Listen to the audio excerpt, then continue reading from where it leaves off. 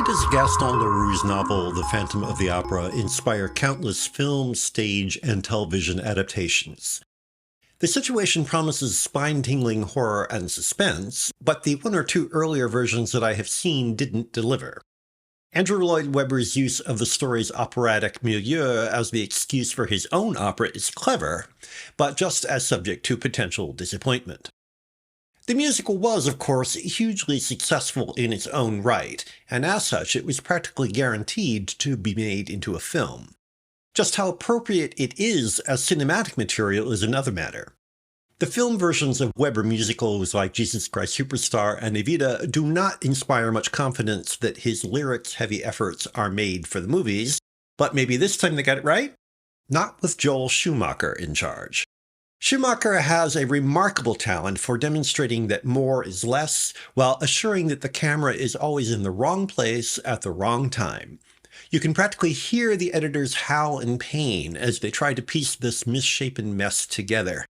He mistakes glut for style, obviousness for power, coarseness for wit, and frenzy for action. But the higher he piles his rubbish dump, the punier are the results.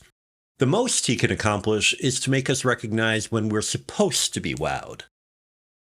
Most of the acting is embarrassing, but clearly the performers were not helped by the director's penchant for arbitrary, arty effects alternating with low comedy. Schumacher actually stoops at one point to having an extra moon the camera, this in a multi-gazillion-dollar operatic horror tragedy. The script is a disaster, seeming to end about 12 times and never making much sense.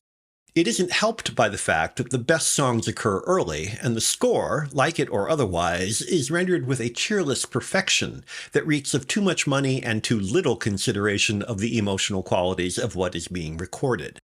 At least it is technically skillful. Otherwise, for all the money spent, there isn't much to praise beyond the cinematography. Even the production and costume design are too overstuffed and showy for their own good. Certainly, no adaptation of a hit like Phantom could be filmed on a low budget.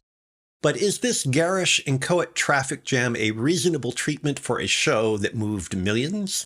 Just what qualification does a ninny like Schumacher have to make a movie like this besides having previously perpetrated equally disastrous junk?